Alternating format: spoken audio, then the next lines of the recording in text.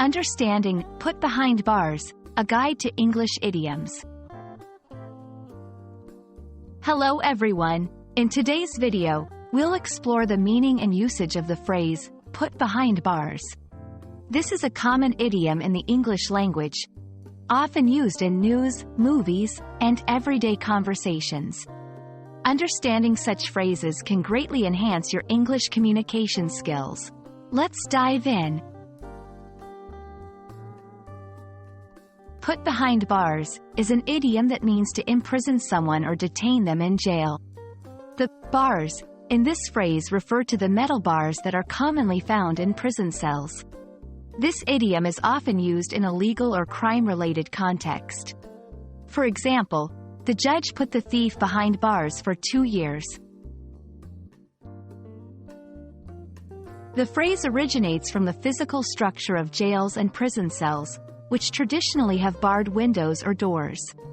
These bars are designed to prevent prisoners from escaping. The term has been used metaphorically to describe the act of imprisonment for many years. To understand this idiom better, let's look at some examples. After the trial, the criminal was put behind bars.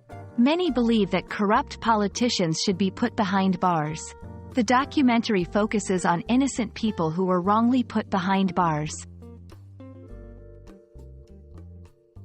Other idioms with similar meanings include throw the book at someone, to punish someone as severely as possible.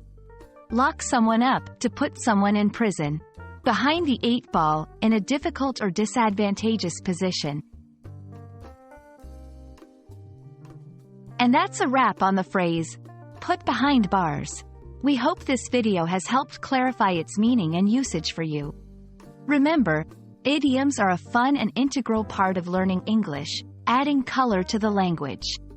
Happy learning, and see you in our next video.